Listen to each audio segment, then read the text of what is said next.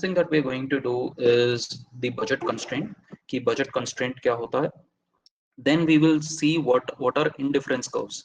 So people who have had economics in the background would know, have an idea about indifference curves and budget lines and all of these. So indifference curves, I'm going to assume that you don't know either of these things. Then we will see the next part, which is optimization. What is optimization? We will see, and we will also see certain properties here. If you see, we will see certain properties of indifference curves. We will also see certain unique cases.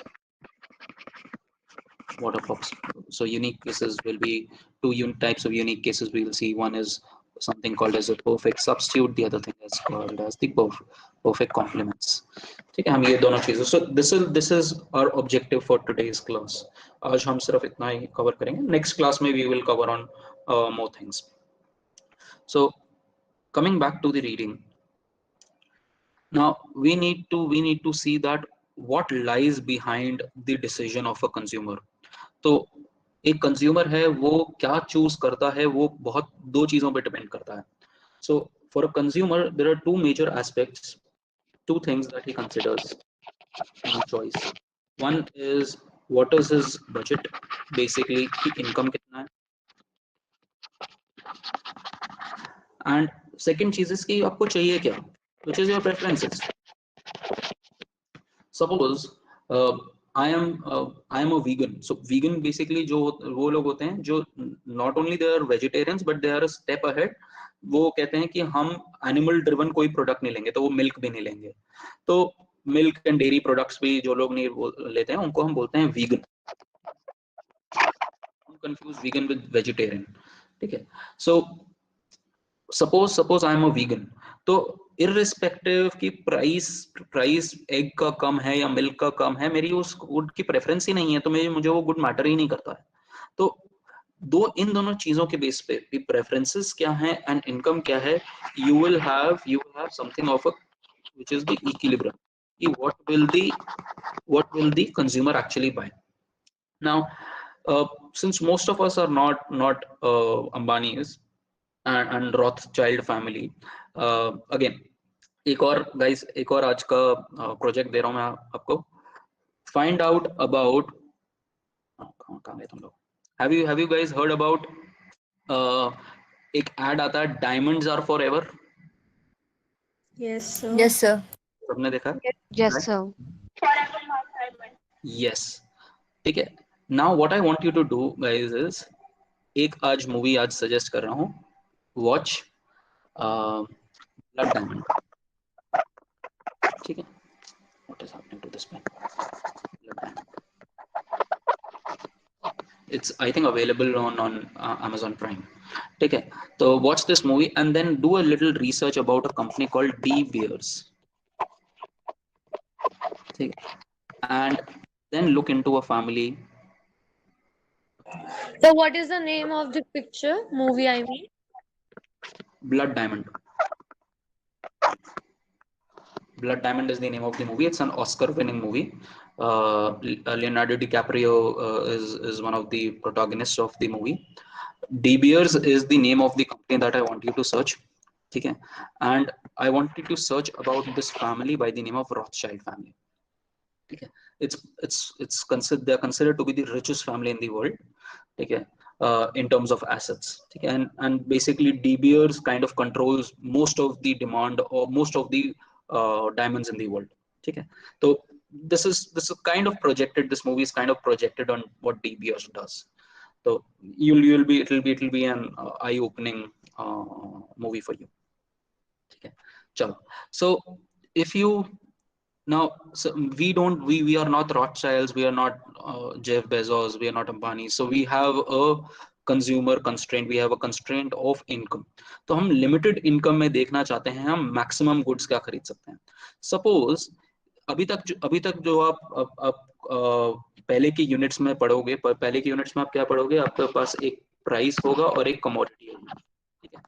अभी हम एक price और एक commodity world में नहीं है. what we are talking about is we are talking about a choice between two commodities. हम दो commodities के बीच के अंदर देखना चाह रहे हैं कि क्या क्या choice है. Suppose we are considering two commodities. One is a Pepsi and then the other is a pizza. So हम Pepsi और pizza के बीच के अंदर हम choice देखना चाह रहे हैं and consumer को हम एक income दे रहे हैं. कंज्यूमर को एक पर्टिकुलर इनकम दे रहे हैं और उस इनकम के बेसिस के ऊपर हम एक बजट लाइन बनाएंगे. This is called a budget line. इसको हम बोलते हैं बजट लाइन. अभी मैं बताऊंगा बजट लाइन आई कैसे. ठीक है, it's something like an income line. And ये इनकम जो है, जो जितने भी आपके पास पैसा है, सपोज आपके पास y अमाउंट ऑफ मनी है, that can be spend on to commodities, commodity x and commodity y. ये इन दो कमोडिटीज के ऊपर, सपोज x आपकी है पिज्जा एंड y है आपका, ठीक है, ये दो कमोडिटीज हैं. और नाउ आपके पास टोटल इनकम, यहाँ पर सपोज आपके पास टोटल इनकम 1000 है, हमने कह दिया 1000, आपके पास $1000 है, because the book is in terms of US terminology, इसलिए ये डॉलर्स के अंदर है. And then you have a price of x and you have a price of y. तो बेसिकली आप कितना, आपके पास $1000 हैं, $1000 से आप देखना चाहते हो आप कितनी कमोडिटी ऑफ x खरीद सकते हो. What will this be? This will be the amount spent on x. Price को क्वांटिटी से मल्टीप्लाई कर दोगे तो आ जाएगा कितना आपने x खरीदा. And this is the amount spent on y, amount spent on Pepsi. यहां तक क्लियर है गाइस? सिर्फ अभी ये इक्वेशन बेसिक, बहुत बेसिक अर्थमेटिक इक्वेशन क्लियर है? Yes, sir. Non Yes, sir. Economic non economic students clear है ये Yes, चीज? sir. ठीक है. मेरा जब भी मैं पूछूंगा गाइस, नॉन इकोनॉमिक स्टूडेंट्स को आंसर करना है. इकोनॉमिक्स वाले I know they will understand. My target is the non economic students. ठीक है. सो हमारे पास ये एक कमोडिटी थी पिज्जा, उसको हमने पिज्जा के प्राइस के साथ मल्टीप्लाई किया, और पेप्सी थी प्राइस के पेप्सी के साथ मल्टीप्लाई किया, और हमारे पास $1000 थे. अब मैंने प्राइस बता दिया. अब मैंने प्राइस बताया कि एक, यहाँ पर मैंने बताया कि एक पेप्सी का प्राइस, एक पाइंट पेप्सी का प्राइस, यहाँ पाइंट्स में है, ठीक है. A pint is, just in case you not aware, pint is 473 ml. ठीक है, that is what is a pint. Now एक पाइंट का प्राइस दे रखा है, एक पाइंट का प्राइस इसने दे रखा है कि नहीं, पिज्जा का प्राइस दे रखा है, इसका दे रखा है, होल्ड ऑन, पेप्सी का प्राइस दे रखा है कि $2 है, एंड पिज्जा का दे रखा है as $1 I guess, as sorry $10. ठीक है, $10. सो ये $2 का एक ग्लास पेप्सी मिल रहा है आपको, और एक स्लाइस पिज्जा का जो है वो आपको $10 का मिल रहा है. Now if I ask you कि आपको, मैं कह रहा हूं कि आपको सारा का सारा $1000 पिज्जा पे खर्च करना है, तो आप कितना पिज्जा ले पाओगे मैक्सिमम नॉन इकोनॉमिक्स? 100. 100. तो देखो क्या करा आपने, ये मैंने डायग्राम बनाया, मैं डायग्राम को एक्सप्लेन कर रहा हूँ.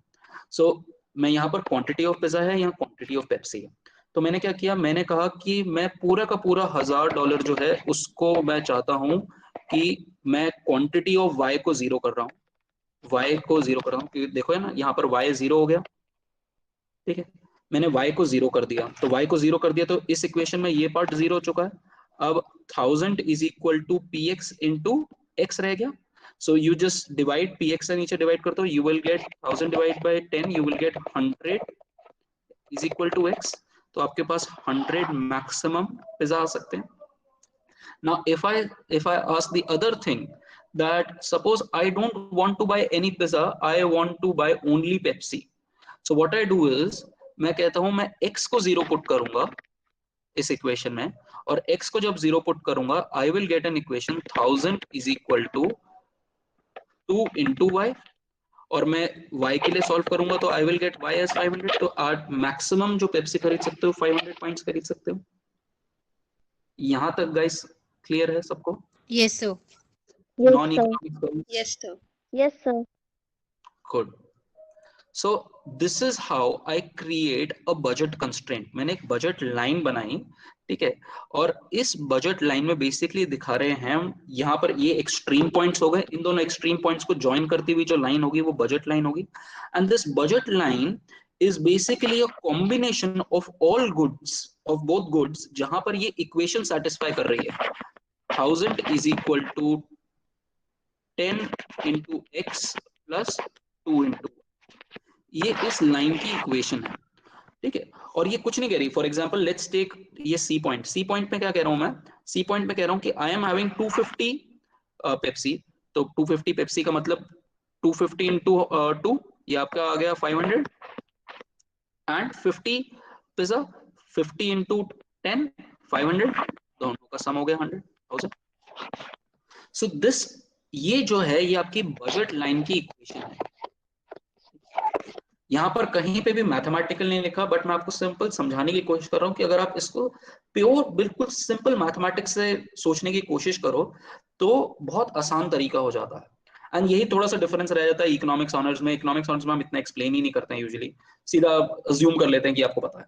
सो a budget line is nothing but, budget line is the combination of x and y which a person can afford maximum possible। और बजट कंस्ट्रेंट क्या होता है, ठीक है, ये तो आपका बजट कंस्ट्रेंट, ये तो हो गया कंस्ट्रेंट। ये जो अंदर का पोर्शन है ये तो सारे कंज्यूम कर ही सकता है, ये तो हुआ मैक्सिमम बंडल जो आप कर सकते हो।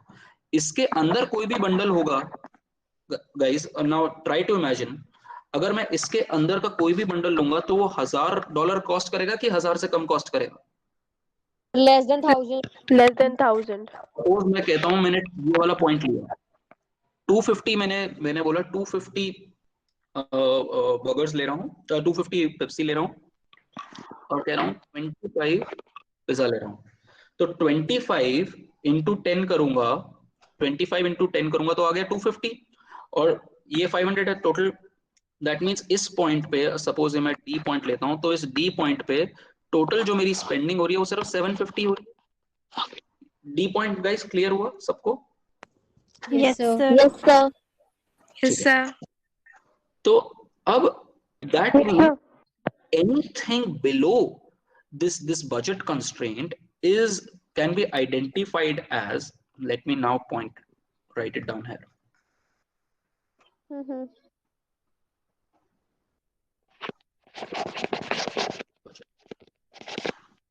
So a budget line we understood was px into x plus py into y is equal to your, this is called as m, income, okay?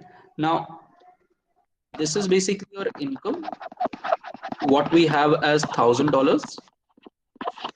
This is your FC quantity, this is your Pepsi price, this is your pizza quantity, this is your pizza price, okay? And anything which is below this,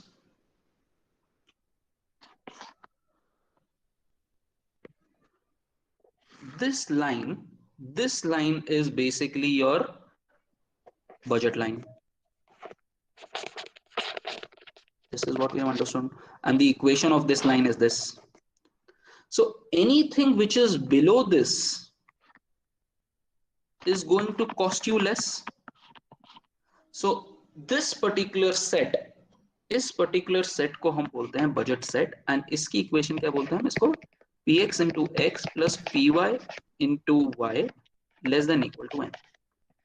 क्योंकि यहाँ पर इस पे $1000, इस पे $1000 खर्च होंगे, इन सारे सेट्स में $1000 से कम ही खर्च होगा चाहे कुछ भी कंज्यूम करो, ठीक है? तो this is basically called as the budget set in mathematical terms. But मैं मैथ्स भी साथ में इंट्रोड्यूस इसलिए कर रहा हूँ क्योंकि मैथ्स थोड़ा सा अगर इंट्रोड्यूस हो जाता है तो समझ में बेटर कई बार आना शुरू हो जाता है कि अच्छा ये सारी बंडल तो हमें, ये सारी चीजें तो हम अफोर्ड कर ही सकते हैं क्योंकि हम मैक्सिमम ये अफोर्ड कर सकते हैं। Any doubts guys till now? कहीं पे किसी को specially non mathematical, non economics, किसी को यहाँ तक का कोई डाउट हो? No, sir. Good. and these points, this point will be m upon px, and this point will be m upon py. ये m upon px और m upon py कैसे आया, ये मैं आपको बताता हूँ. What is m upon px? हमारा प्राइस, हमारा वो क्या था, $1000 थे हमारे पास, और प्राइस ऑफ x क्या था, प्राइस ऑफ x वाज कितना था गाइस, $10. $10. पैसे का प्राइस पास आ गया 100, तभी आपके पास 100 आया. और प्राइस ऑफ y क्या है, इज 1000 अपॉन 2, दिस इज 500. ठीक है. So this is the budget set का हमारा, और बजट लाइन का जो पूरा कंसेप्ट है वो ये है. ये सारी चीजें, ये सारा सेट जो है, ये कंज्यूमर अफोर्ड कर सकता है. So this is basic consumer set is basically the affordability. This is the affordability. Let's move forward then. Now, all points on the budget line from A to B are possible. This line is called the budget constraint, your budget line, and shows the consumption bundles that a consumer can afford. And in this case, it shows the trade-off between Pepsi and pizza that the consumer faces. So basically, आप ये एक तरीके से market का now I'll introduce another concept here. ये basically कहां से आए होंगे गाइस, प्राइसेस कहां से आए होंगे, ये मार्केट से आए होंगे प्राइसेस. ये तो प्राइस आप डिसाइड नहीं करते, ये तो मार्केट डिसाइड करती है प्राइस क्या है. तो Yes. These are determined by the market. ये तो मार्केट बताएगा.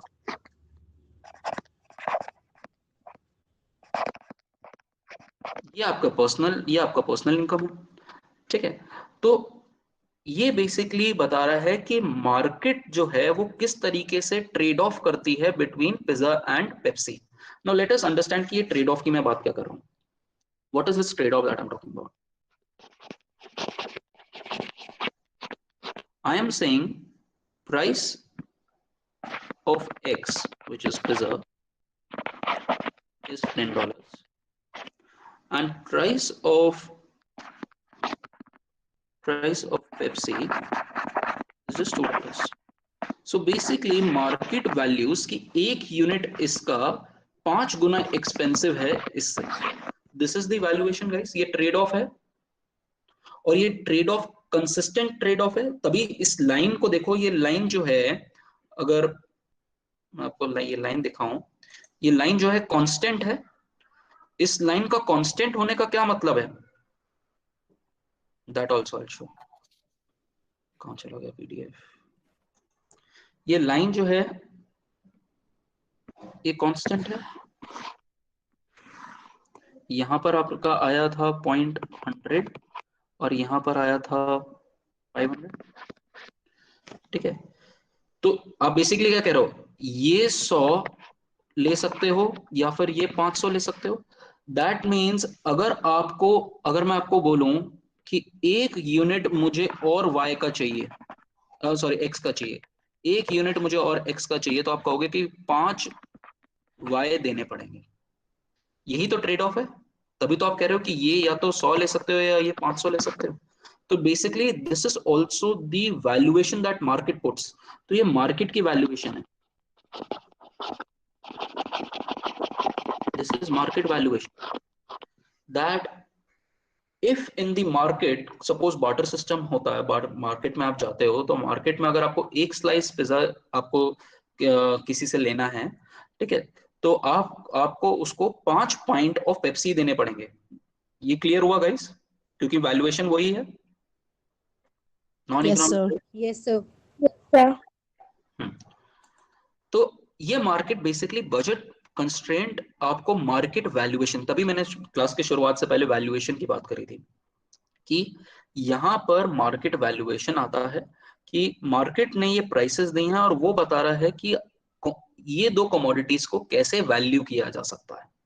ठीक है ना. और वैल्यूएशन के पीछे गाइस बहुत सारी चीजें होती हैं. तो अभी हम उसके पीछे नहीं जा रहे हैं कि कोई प्रोडक्ट कैसे वैल्यू होता है. That depends on the entire market कि मार्केट की फंक्शनिंग कैसे है, उसके अंदर आप परफेक्ट कंपटीशन के अंदर हो, मोनोपोली के अंदर हो, उसके अंदर आप ओलिगोपोली के अंदर हो, वो डिफरेंट तरीके से मैटर करता है कि ये वैल्यूएशन कहाँ से आई दो कमोडिटीज की। बट अब अभी वो हमारे अभी रेंज से बाहर है वो चीज। So the slope, this is what is called as the slope. Thus the slope is 5 points per pizza. यही मैं बोल रहा था, स्लोप मैथमेटिकल टर्म्स में गाइस क्या होता है, dy by dx, delta y by delta x, जिसको हम डिफरेंशिएशन में एक्चुअली में dy by dx लिखते हैं। ठीक है, भूल जाओ ये मैथ्स और इकोनॉमिक्स में क्या होता है, मैथ्स और इकोनॉमिक्स में हम आम पब्लिक को समझ ना आए चीजें, इसलिए हम उनको टेक्निकल बना देते हैं। ठीक है, that's the purpose, that's the entire purpose of maths and economics, especially economics. It's not, economics is such a logical subject, but we want to make it technical because the moment it becomes technical, no one can enter the market. जो लोग economics पढ़ के आए हैं तो it's kind of a barrier to entry. आप लोगों को पता, आप लोगों को सुना है गाइस, ये सुना है कि इको ऑनर्स बहुत टफ है? Have you heard No, about sir. it? Yes, No, sir. sir. it's only a notion because of the fact कि हम बैरियर टू एंट्री चाहते हैं। ठीक है, हम एक मोनोपोली बनाना चाहते हैं कि ज्यादा लोग ना ले पाए उस चीज को। तो सिमिलरली मैथ्स के साथ ऐसा है, बट इट्स वेरी लॉजिकल। अब ये मैं क्या बता रहा हूँ, what is this dy by dx, इससे इस डायग्राम से आपको क्लियर हो जाएगा। मैं क्या कह रहा हूँ, एक x के लिए मुझे कितना y देना पड़ रहा है, dy delta y by delta x। एक x के लिए मुझे 5 y देने पड़ रहे हैं, that is nothing but the slope. इसी को मैथमेटिक्स में dy by dx भी लिखते हैं जिनके पास मैथ्स बैकग्राउंड में होगा। ठीक है, partial. So this is the slope, this is also called as the slope of the budget line.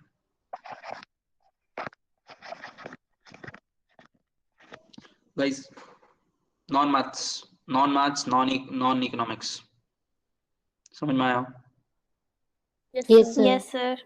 रुको, दूसरी क्लास कहाँ है, ये बेचारी क्लास अनाथ रहती है। हाँ गाइस, तुम लोगों को समझ में आया? Good, great. Yes, sir. Now let's move forward to this. So notice the slope of the budget line is equal to the relative price of the two goods. ठीक है, now let's see कि क्या बोल रहे हैं कि what is this two goods. Isn't this guys, isn't this, अगर आप नोटिस करो, px क्या था हमारा, px by py क्या था, px So by price py, of pizza and price of Price of commodity X and price of price of commodity Y. commodity x by price of commodity y. What was the price of commodity x? It was 10, price of commodity was 2. Isn't that equal to 5? Now I'll tell you कि ये आया कैसे। ठीक है, again guys, अगर आपको maths नहीं समझ में आता कोई बात नहीं, बट एक बार कोशिश करके देखो कि अगर ये मैथ्स समझ में आ जाए, because I consider to be very logical. मैं इसको रटने की कभी कोशिश नहीं करता, और मैं कभी किसी स्टूडेंट को बोलता नहीं कि इसको रटो, कि बजट लाइन की इक्वेशन, बजट लाइन का जो स्लोप है वो P X by P Y. Why I don't do it is because मैं इसको हमेशा डिराइव कर सकता हूँ अगर कहीं पर भी कंफ्यूजन है। हमारी बजट लाइन क्या थी, P X into X plus P Y into Y is equal to 1। ये हमारी बजट लाइन की इक्वेशन थी। नाउ अगर मुझे निकालना क्या है गाइस, मुझे dy by dx निकालना। अगेन, जिन लोगों के पास गाइस मैथ्स है, सिर्फ वो लोग ये प्रॉब्लम ठीक से समझ पाएंगे, जिनके पास नहीं है कोई दिक्कत नहीं। तो इसके लिए मैं क्या कर सकता हूँ, I can keep py by y here, m minus px by x and y is equal to m by y minus px by py into x। ठीक है, और अगेन दिस इज गाइस, मैं पहले ही बता रहा हूँ, प्लीज जिनके पास maths नहीं है टेंशन कुछ भी नहीं है, मैंने सिर्फ डेरिवेशन का तरीका बताया कि कैसे आ रही है। ठीक है, इसका आप डिफरेंशिएशन लोगे, you will gate dy by dx is equal to minus Excuse me, sir. dx by dy. Yes. M upon. Excuse me, sir. Hmm, M हाँ upon बताओ। py आएगा सर। हाँ py, sorry, m upon py। ठीक है. So this is also the equation of this line. जो मैंने आपको line बताई ना गाइस, जो मैंने बाकी नॉन मैथमेटिक्स वालों को ये लाइन का इक्वेशन बताया, ये जो लाइन का इक्वेशन बताया, इसको आप एक साइड करके सबको सब कुछ रीसॉल्व करके उसको इस तरीके से लिख सकते हो. ठीक है. अगर मैं इसको नॉन मैथमेटिकल वालों को समझाना चाहूँ तो इसको कैसे समझा सकता हूँ? Let me tell you that as well. Non mathematical को बताना चाहूँ तो बेसिकली मैं कह रहा हूँ कि ये मेरी लाइन की इक्वेशन है, y is equal to m by P Y minus P X by P Y into X. Guys non mathematics यहां तक समझ में आया कि ये इक्वेशन कैसे आई? Yes, sir. ठीक है, ये इक्वेशन समझ में आई. बस इसमें अगर आप x को 0 को पुट कर दोगे तो आपको y का अमाउंट आ गया. यही हमने यहां लिखा था. देखो x को जब हम 0 पुट कर रहे थे तो हमारे पास y कितना आ रहा था? इनकम अपॉन पी वाई 500 आ रहा था. देखो यहाँ पर अगर x को आप 0 पुट करोगे तो क्या आ जाएगा? m by P Y 1000 by 2 500 आ गया आपके पास अगेन. तो ये बेसिकली आपको ये जो लाइन की इक्वेशन थी उस लाइन की इक्वेशन को इस तरीके से भी लिख सकते हैं.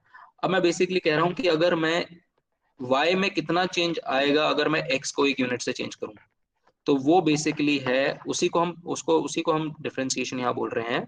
उसी को हम बोल रहे हैं वो है P x by P Y. और ये नेगेटिव साइन इसलिए रहेगा, ये नेगेटिव साइन को हम कई बार इग्नोर इसलिए कर देते हैं क्योंकि ऑलरेडी हमें पता है ये डाउनवर्ड स्लोपिंग है, तो इसीलिए हम इसको लिख देते हैं P X. So P x by P Y is basically the slope of this. At least maths वालों को, आई होप कि मैथ्स वालों को ये चीज समझ में आ गई हो. बट नॉन मैथ्स वालों को simple you need to you can probably either look at this equation और यू कैन सिंपली सी कि हमारी जो ट्रेड ऑफ है, मैं एक यूनिट ऑफ y, अगर एक यूनिट ऑफ x चाहिए तो मुझे कितना y पे करना पड़ रहा है, एंड दैट इज 5 यूनिट्स. ठीक है, रिलेटिव प्राइसिंग. इसी को हम स्लोप को हम रिलेटिव प्राइस पे बोलते हैं, which is px by py. तो इसकी जो स्लोप है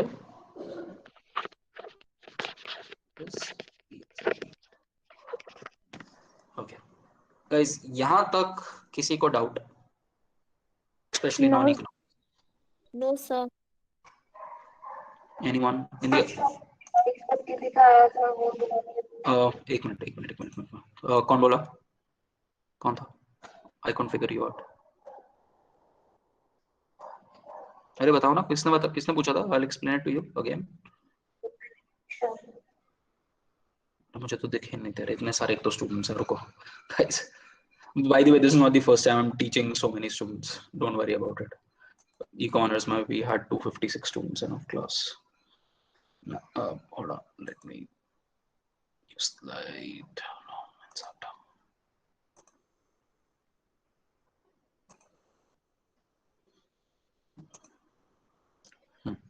हाँ, क्या क्वेश्चन था गाइस? किसी का एक क्वेश्चन था.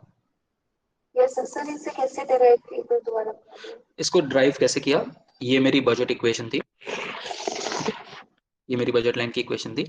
मैंने पी वाई इंटू वाई को एक तरफ रखा, बाकी सबको इस तरफ ले आया, m minus P X into x. फिर उसके बाद क्या किया, मैंने दोनों साइड को या तो पी वाई से डिवाइड कर दो या पी वाई को इस तरफ ले जाओ, तो क्या आएगा? m by P Y minus P x by P Y into X. ठीक है. और अगर मैं इसको डिफरेंशिएट करूं with respect to X, partial differentiate करूं विद रिस्पेक्ट टू एक्स, तो मेरे पास बच जाता है minus P X by P Y. या फिर अगर मैं कहूं कि अगर मैं एक यूनिट चेंज करना चाहता हूं x, तो उसकी वजह से y में कितना चेंज आता है? That is basically minus P X by P Y.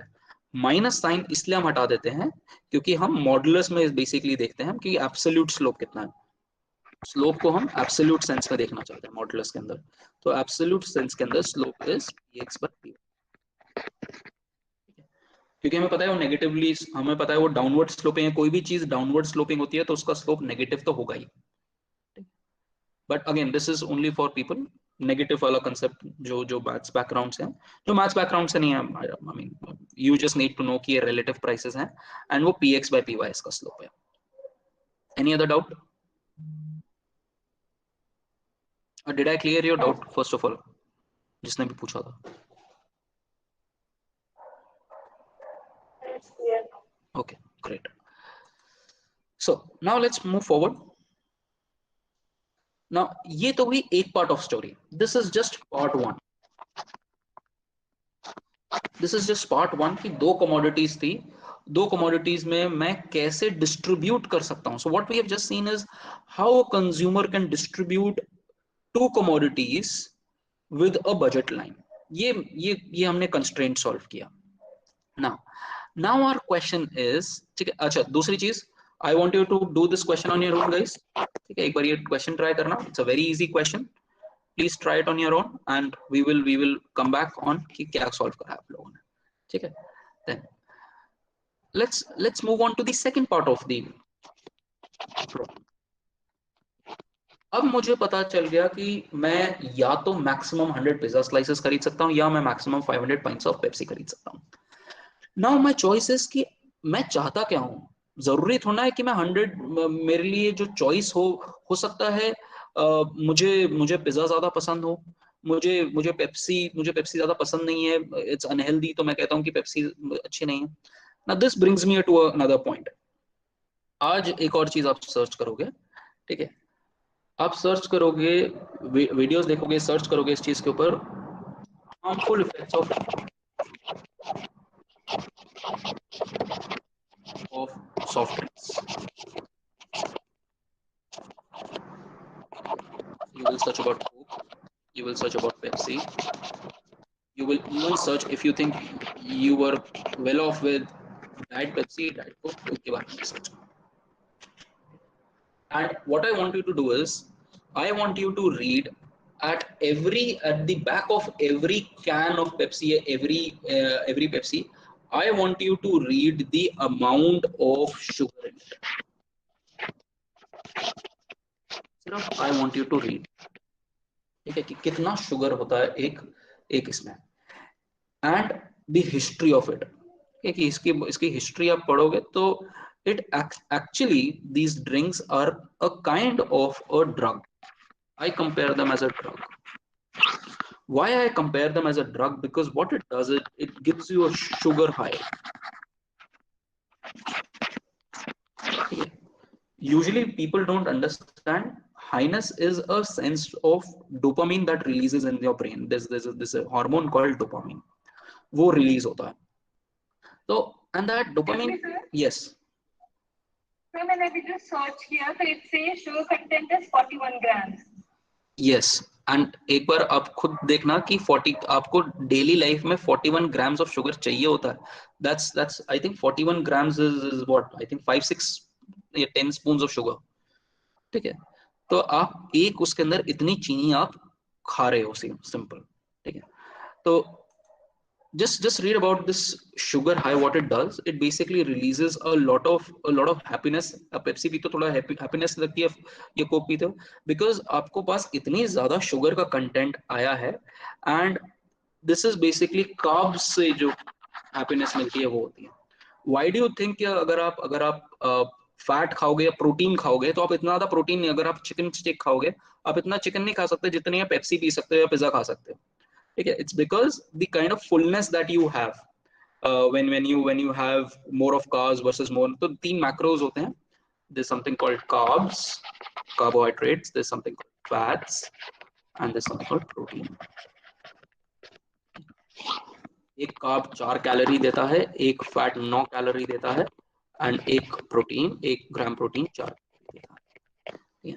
एक बार सोच के देखना घर जाके कि आप ऑन अ डेली बेसिस, ठीक है, कितने कैलोरीज ले रहे हो.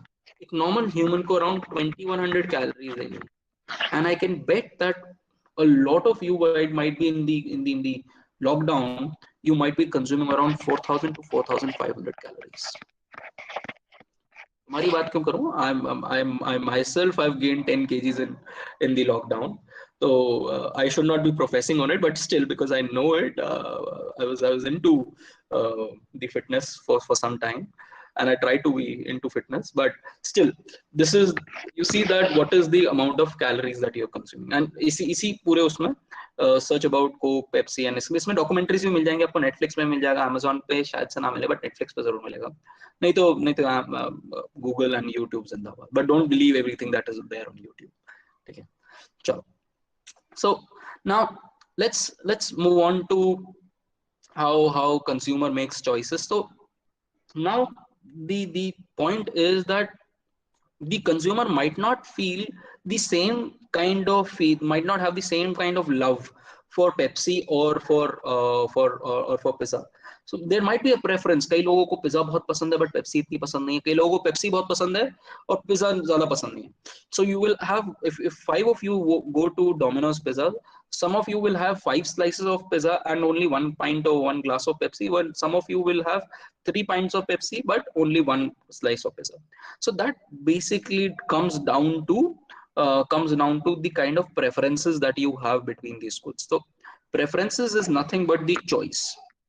इसको हम preferences बोल रहे हैं. It is nothing but the choice या taste that you have. That is what is called as preferences. So now अब हम preferences को again graphically and mathematically कैसे दिखाएं, ठीक है. Again मैं उसको मैथमेटिकली भी थोड़ा सा आपको बताऊंगा, but again strictly for people who have, I think maths से बहुत सारे लोग होंगे क्लास में, मैथ्स से लोग हैं? Yes, sir. Yes, sir. Yes, sir. ठीक है. Yes, sir. मैथ्स वालों को ये थोड़ा इंटरेस्टिंग लगेगा, the way that I put it, थोड़ा सा रियल एनालिसिस में उसको डालने की कोशिश करूंगा. बाकी लोग बिल्कुल भूल जाना कि मैंने कुछ बोला था उस टाइम पे, ठीक है, बिल्कुल दिमाग शट कर लेना अपना. Now consumer preferences उसको अलाउ करता है कि वो पेप्सी और पिज्जा में चूज कर लेता है, but now you have to choose the best bundle that suits your taste as well. आपको टेस्ट भी तो देखना है कि आपका टेस्ट क्या है. और अगर 2 पर्टिकुलर बंडल हैं, सपोज एक बंडल ए है और एक बंडल बी है, इसके अंदर मैं कहता हूँ 10 पेप्सी है और आई वुड से 10 पेप्सी है एंड से एक्स अमाउंट या 100 100 तो हो नहीं सकता, या 50 पिज्जाज हैं, और एक बंडल है जिसके अंदर 20 पेप्सी है एंड 35 है, क्या कहते हैं, पिज्जाज हैं. सो अगर ये 2 बंडल हैं तो मैं इन 2 बंडल को जज कैसे करूंगा कि इनमें से बेटर बंडल कौन सा है. तो अब इन बंडल्स को डिफाइन करने के लिए कि कैसे है ये बंडल्स, तो हम उसको दिखाने के लिए, ग्राफिकली एंड मैथमेटिकली दिखाने के लिए, we use a concept of what is called as indifference curve. Indifference. The name indifference comes from the fact that you are indifferent between two things. कोई एक चीज है A, कोई एक आदमी आता है आपको कहता है कि ये कॉम्बिनेशन ले लो पेप्सी का एंड ये एंड पिज्जा का, और एक दूसरा बंदा आता है वो आपको कहता है ये पेप्सी का कॉम्बिनेशन ले लो और ये पिज्जा का कॉम्बिनेशन ले लो. ये 2 अलग अलग पेप्सी और पिज्जा के कॉम्बिनेशंस हैं, और अगर you are not able to choose between A and B, not choose between A and B, मतलब both of these bundle provide you equal happiness. Equal happiness basically is equal satisfaction. अगर you are not able to choose between कि आप A choose करो कि B choose करो, that means ये दोनों bundle जो हैं A और B आपको same level of satisfaction दे रहे हैं, और वो सारे बंडल जो आपको same level of satisfaction देते हैं, that basically becomes a indifference curve. So indifference curve is a combination. If I go in a little technical terminology, पहले मैं simple बताऊंगा फिर उसके बाद technical aspect पे आएंगे. We are talking about indifference curve.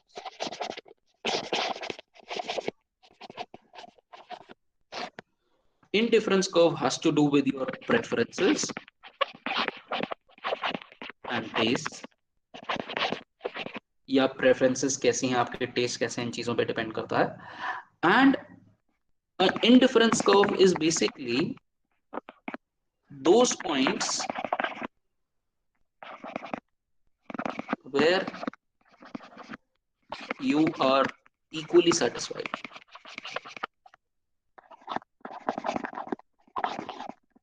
In technical terms, अगर मैं इसको टेक्निकल टर्म्स में, मैथमेटिकल टर्म्स में अगर बोलूं, तो basically it's a locus of points joining same level of utility. अभी सिंपल इसको लिख लो, अभी मैंने इसको एक्सप्लेन नहीं करा है, यूटिलिटी क्या है, लोकस ऑफ पॉइंट्स क्या है, I have not explained it to you, but I will do that कि ये क्या है, लोकस पॉइंट्स क्या है। जस्ट अ सेकंड, ये एक इंडिफरेंस कर्व है आईसी, इसको हम आईसी बोलते हैं। यहाँ पर हमारा commodity x, which is your pizza, and this is your y, which is your Pepsi. Now what we are saying is कि इस इंडिफरेंस कर्व पे अगर आप कोई भी पॉइंट्स लोगे, पॉइंट A ले लो, B ले लो, C ले लो, ऑल दीज पॉइंट्स, देखो तीनों पॉइंट्स अगर आप देखोगे, तीनों पॉइंट्स पे अलग अलग अमाउंट, कैन यू सी, अलग अलग amount of Pepsi and pizza है, can you see? But what we are saying is this indifference curve shows कि इन तीनों पॉइंट्स पे, चाहे आप ए ले लो, बी, ए में क्या है, पेप्सी ज्यादा है बट पिज़्ज़ा कम है, बी में क्या है, पेप्सी और पिज़्ज़ा ऑलमोस्ट इक्वल है, सी में क्या है कि पिज़्ज़ा ज्यादा है और पेप्सी कम है। तो all these 3 points a plus b plus c या a slash b slash c plus नहीं, gives the customer same satisfaction.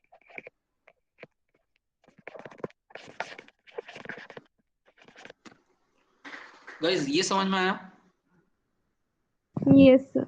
Non economics. Yes, sir. Yes, sir. ठीक है, तो अगर मैं कह रहा हूँ बेसिकली ए में पेप्सी ज्यादा है और पिज़्ज़ा कम है, तो अगर मैं उसको बेसिकली कंज्यूमर को बोल रहा हूँ कि मुझे सेम सेटिस्फैक्शन करनी है, तो क्या होगा, मुझे पिज़्ज़ा बढ़ाना पड़ेगा और पेप्सी कम करनी पड़ेगी, और ज्यादा अगर मुझे पिज़्ज़ा चाहिए तो मुझे पेप्सी और कम करनी पड़ेगी। ठीक है, तो ये बेसिकली ये एक लेवल ऑफ, ये एक मैथमेटिकल स्पेस के अंदर अगर मैं मैथ्स में जाऊं, तो बेसिकली ये मुझे एक वो बता रहा है कि इन तीनों पॉइंट्स पे एक अमाउंट ऑफ सेटिस्फैक्शन मिल रहा है, जिसको हम बोलते हैं यूटिलिटी। ठीक है, इसको नाउ अगेन ये जो पॉइंट है guys, I don't want any of you to remember, जो नॉन मैथ्स है बिल्कुल भूल जाना इस चीज को। ये बेसिकली मैथमेटिकल, उसमें क्या है, एक्स एंड वाई का कॉम्बिनेशन है इन दिस स्पेस। ठीक है, और यूटिलिटी फंक्शन क्या कर रहा है, यूटिलिटी फंक्शन R2 से R में मैप कर रहा है। बेसिकली ये क्या कर रहा है, आपको x और y मिलके आपको कोई यूटिलिटी देते हैं, वो आपका जैसे ये पॉइंट होगा, ये b पॉइंट क्या होगा, ये b पॉइंट होगा सम यूटिलिटी गिवन फ्रॉम x से 10 यूटिलिटी मिली और उससे 20 यूटिलिटी मिली। ठीक है, तो ये R2 स्पेस में हो गया, और R2 स्पेस से फिर वो कहता है कि इससे मुझे एक पर्टिकुलर अमाउंट ऑफ यूटिलिटी मिल रही है विच इज से 50, ये मुझे ये यूटिलिटी मिल रही है। सो 10,20 gives me 50 utilities। ठीक है, ये सिर्फ मैथ्स वालों के लिए, जिनके पास मैथ्स नहीं है बिल्कुल भूल जाओ मैंने क्या बोला था। ठीक है, ये यहां पर हम बेसिकली इंडिफरेंस कर्व को एक्सप्लेन कर रहे हैं। इंडिफरेंस कर्व आपको कह रहा है, सी दिस, इंडिफरेंस कर्व क्या कह रहा है कि point A, point B, point C, तीनों पे आपको सेम लेवल ऑफ यूटिलिटी मिल रही है। ठीक है, लेट्स रीड दिस थ्रू। देखो, now an indifference curve shows bundles of consumption that makes the consumer equally happy, जो ABC कर रहे हैं। In this case, indifference curve shows combinations of Pepsi and pizza which keeps the consumer completely satisfied. And यहाँ पर वो एक बात हो रही है, combinations of A, B and C, because all of them are on the same curve. The consumer is basically saying that A, B, C में मैं choose नहीं कर सकता, and that is why the term as indifference. And not surprisingly, the consumer consumption of pizza reduces. तो अब अगर आपको equally इसको सेटिस्फाई रखना है, अब ए पॉइंट पे हो और इससे अगर आप पिज्जा छीन लोगे, सपोज आपके दोस्त ने आपसे पिज्जा छीन लिया, एक स्लाइस छीन लिया, तो बदले में आपको क्या देना पड़ेगा, सेम लेवल ऑफ यूटिलिटी के लिए आपको पेप्सी देनी पड़ेगी उसको आपको। सिमिलरली आप पॉइंट बी पे हो, इस बंदे से और किसी ने छीन लिया क्या कहते हैं पैसा, तो उसको बदले में क्या देना पड़ेगा, उसको बदले में पेप्सी देनी पड़ेगी, ठीक है। और लाइफ में क्या होता है, लाइफ में जो आपके पास नहीं होती चीज वही आपको सबसे ज्यादा पसंद होती है। गाइस ये मानते हो, जो लाइफ में नहीं होती वही सबसे ज्यादा चाहिए आपको। Yes, sir. ये लाइन भी यही दिखा रही है, ये लाइन बेसिकली लाइफ को दिखा रही है कि कैसे आप वैल्यू करते हो। Let me tell you how. ये देखो, let me erase this, hold on, erase this. हाँ, ये देखो, सपोज आप पॉइंट सी पे हो, ये एक स्टूडेंट है जिसके पास पिज्जा बहुत कम है और पेप्सी बहुत ज्यादा है। तो ये क्या कहेगा, यार मुझे एक स्लाइस पिज्जा का दे दो और उसके लिए मैं इतनी पेप्सी सैक्रिफाइस करने के लिए रेडी हूँ। ये कहेगा कि एक स्लाइस, क्यों? क्योंकि इसके पास पिज्जा बहुत कम है, इसका पिज्जा बहुत कम है। ये पिज्जा जो आपकी चीज आपके पास कम होगी उसकी वैल्यू ज्यादा होगी। तो आपके पास जब क्वांटिटी ऑफ पिज्जा कम होगा तो आप उसकी वैल्यू ज्यादा करोगे। जब आप वैल्यू ज्यादा करोगे तो आप बाटर में क्या कहोगे, बाटर में कहोगे यार मुझसे तो चाहे 6 पॉइंट ले ले पेप्सी के, बट मुझे एक एक पिज्जा का स्लाइस और दे दे। सिमिलरली ये यहाँ पर जो इंसान होगा वो कहेगा कि यार मुझे एक और स्लाइस दे दे पेप्सी की, बट मुझसे चाहे तो 5 ले ले। अब वो कम क्यों हो गया, 6 से 5 क्यों हो गया? क्योंकि अब इसके पास ऑलरेडी एक पिज्जा का स्लाइस आ गया था, तो इसकी सेटिस्फैक्शन और बढ़ गई कि चलो ठीक है यार, मेरे पास 2 स्लाइस मैंने खा लिए। बट अब ये तीसरा स्लाइस जब इसको चाहिए तो ये क्या कहेगा कि यार मैं अब पिछले में तो मैंने 6 दिए थे, बट अब मेरी जो लेवल ऑफ यूटिलिटी है, जो मेरी सेटिस्फैक्शन है पिज्जा से, अब कम हो रही है, तो इसलिए अब मैं सिर्फ 5 स्लाइस दे पाऊंगा, ठीक है। एंड सिमिलरली आगे जाते जाते क्या होगा, ए पॉइंट तक अब होगा कि मैं एक पिज्जा के स्लाइस के सिर्फ एक ही पेप्सी दूंगा।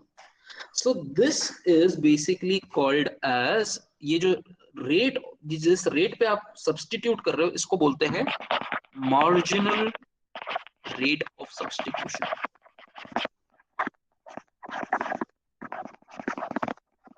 Marginal rate of substitution which is also called as MRS. आप एमआरएस जब भी देखोगे आपको यहाँ पर लिखा हुआ आएगा एमआरएस एक्स वाई, ठीक है, कि एक y के लिए आप कितना x देने के लिए रेडी हो। कई कई तरीके से इसको इंटरप्रेट किया जा सकता है।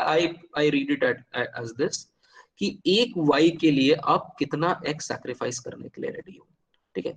और एमआरएस आपको हमेशा डिमिनिशिंग दिखाई देगा। जैसे आपको क्या दिख रहा है, यहाँ पर 6 यूनिट देने के लिए रेडी था, एक y के लिए, सॉरी गाइस मैंने वो कर दिया, एक x के लिए आपको कितना y देने के लिए रेडी हो, ठीक है। एक x के लिए यहाँ पर मैं 6 यूनिट ऑफ y देने के लिए रेडी था, यहाँ पर एक x के लिए मैं 5 यूनिट ऑफ y देने के लिए रेडी था, यहाँ पर मैं एक x के लिए 1 यूनिट ऑफ y देने के लिए सिर्फ रेडी था, ठीक है। So basically MRS tells you that how do you value these two commodities. ये आपकी वैल्यूएशन है, और ये वैल्यूएशन जो है वो चेंज होती है, ये वैल्यूएशन चेंज होगी। जो चीज आपके पास नहीं है उसकी वैल्यू आप ज्यादा करोगे, जो चीज आपके पास वैल्यू आ जाएगी उसको आप वैल्यू कम करोगे। इस बंदे के पास यहाँ पर पिज्जा बहुत सारा है तो इसीलिए ये पेप्सी को ज्यादा वैल्यू करेगा। सिमिलरली ये बंदा दोनों चीजों को ऑलमोस्ट इक्वली वैल्यू कर रहा है। So this concept is called marginal rate of substitution. The slope of indifference curve at any particular point of time is basically the rate at which the consumer is willing to substitute one good for another good, ठीक है। We will start with this concept कि what is this rate of substitution. This is also nothing but a mathematical thing जिसमें हम बोलेंगे dy by dx क्या है। एक unit x के लिए मैं कितना y देने के लिए रेडी हूँ, ठीक है, which is basically change in y upon change in x यहाँ पर भी, and this is your MRS. We will see in the next class that how MRS xy is, यहाँ पर लिख नहीं रखा, MUX by MUY देखेंगे, marginal utility of x upon marginal utility of y, and how we derive this, ये क्या है basically, और ये मार्जिनल रेट ऑफ सब्स्टिट्यूशन जो है हमने अभी जो देखा कि डिक्लाइन कर रहा है, वो डिक्लाइन क्यों करता है, और फिर what we will see is that how this what are these certain common properties of indifference curves which needs to be satisfied. ठीक है गाइस, यहां तक मार्जिनल रेट ऑफ सब्स्टिट्यूशन तक समझ में आया? Excuse me, sir. Yes, sir. Yes Aparna? Sir, I'm Shreya this side. Yes Shreya?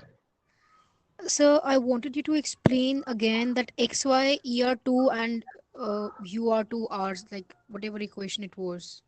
Are you from a mathematical background? Sir, not mathematics, but yes, I had economics in 11th and 12th.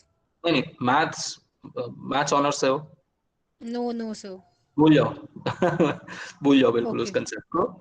It's basically there is something called a utility function. Utility function basically क्या करता है, आपको x से कितनी utility मिली, मैं दो commodities ले रहा हूँ ना, मैं x भी ले रहा हूँ और y भी ले रहा हूँ, तो x से मुझे एक अमाउंट ऑफ यूटिलिटी मिलेगी, अमाउंट ऑफ सेटिस्फैक्शन, जिसको मैं नंबर दूंगा बेसिकली. ये बेसिकली क्या है, आपको अगर मैं बिल्कुल बेसिक सेंस में समझाऊं तो ये क्या है, मैं जब x consume, and this is the last point for this class, मैं जब x कंज्यूम करूंगा तो मुझे कुछ सेटिस्फैक्शन मिलेगी. वो सेटिस्फैक्शन क्या होगा, एक नंबर होगा. सिमिलरली मैं y कंज्यूम करूंगा तो मुझे एक सेटिस्फैक्शन मिलेगी, ये एक नंबर होगा. तो ये जो पॉइंट है a b c, ये जो पॉइंट है a b c, ये क्या है, a b c are nothing but a combination of numbers, x की satisfaction comma y की satisfaction.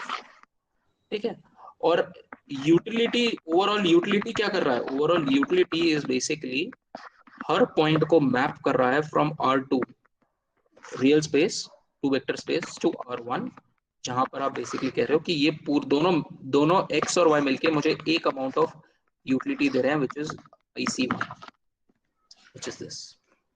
I'll explain more in the next class because I'm running short of time. So guys, I hope Thank you, sir. Excuse me, sir.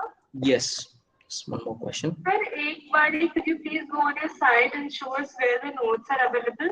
हाँ, sure. So what you do guys is just go to pinkprofessor.org. ठीक है. Now, why that Pink Professor, I'll tell you in the next class why the name of my website is Pink Professor. And then go on to lectures. Lectures में go to GE, यहाँ पर microeconomics GE 11, click, you will get the syllabus and the next part अभी आज की lecture में I'll upload it here. ठीक है, you will get class 1 with the PDF of class 1, ये जो notes मैंने बनाए. So there will be the recording of this class, or you will be recording भी होगी. इफ यू सी जैसे मैं इकोनोमेट्रिक्स आपको दिखाता हूँ, यहाँ पर लेक्चर का नोट्स हैं और यहाँ पर रिकॉर्डिंग है. Just click on this, you will have the YouTube link of my channel. ठीक है, ये आपके पास यूट्यूब लिंक आ गया. This is the channel that I have, and उससे you can then view the lecture. ठीक है, okay, sir. So the notes will be there, and you will be putting them. Don't worry about it, it will be there in next half an hour to 1 hour. Okay, thank you, sir. Thank you, sir. Sure. Let me just take your attendance.